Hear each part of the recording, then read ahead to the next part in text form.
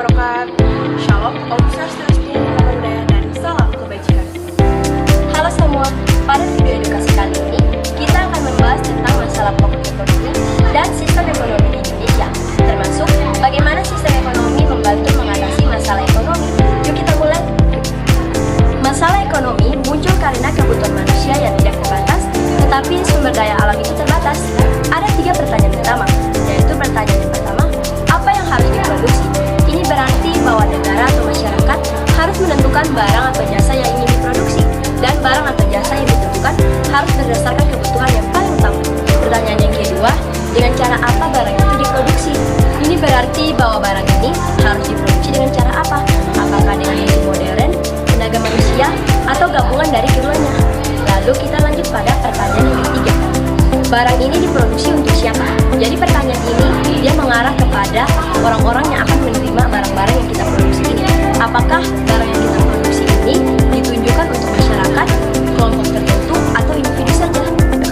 Pokok pembahasan yang kedua adalah jenis sistem ekonomi. Sistem ekonomi memiliki beberapa jenis, yaitu 1. Sistem ekonomi tradisional. Sistem ini berdasarkan ada dari tradisi dan juga menggunakan produksi yang sederhana. Contohnya masyarakat adat yang bertani dan juga berburu. 2. Sistem ekonomi komando atau terpusat. Pemerintah mengatur kegiatan ekonomi. Contohnya negara komunis. 3. Sistem ekonomi liberal. Segala kegiatan ekonomi diserahkan kepada pasar. Peran pemerintah sangatlah kecil. 4. Sistem ekonomi campuran. Gabungan liberal dan komando. Pemerintah dan swasta sama-sama berperan. Pokok pembahasan yang ketiga adalah sistem ekonomi Indonesia. Indonesia menggunakan sistem ekonomi campuran yang berlandaskan Pancasila. Ciri-cirinya adalah kegiatan ekonomi dikuasai oleh masyarakat dan pemerintah. 2. Pemerintah mengawasi usaha penting seperti BBM, listrik, dan air. 3. Ada kerjasama gotong royong dan asas kekeluargaan. Dan juga memiliki kelebihan dan kekurangan, yaitu kelebihannya yaitu 1. Kesenjangan ekonomi dapat dikurangi. 2. Pemerintah bisa mengatur agar harga lebih stabil. Dan 3. Swasta boleh berinovasi dan membuat usaha. Dan juga ada kekurangannya yaitu birokrasi terkadang lambat, campur tangan pemerintah bisa membuat persaingan bisnis kurang bebas.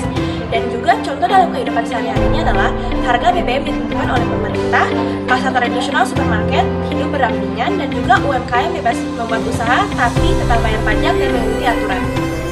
Jadi, masalah ekonomi muncul karena kebutuhan manusia yang tidak terbatas, serta sistem ekonomi di Indonesia yang bersifat campuran ini juga membantu untuk mengatasi masalah ekonomi tersebut dengan menggabungkan peran pemerintah serta masyarakat. Dengan ini, kegiatan ekonomi pada Indonesia sendiri dapat berlangsung secara adil dengan makmur dengan adanya pemersatuan antara peran pemerintah dan juga masyarakat.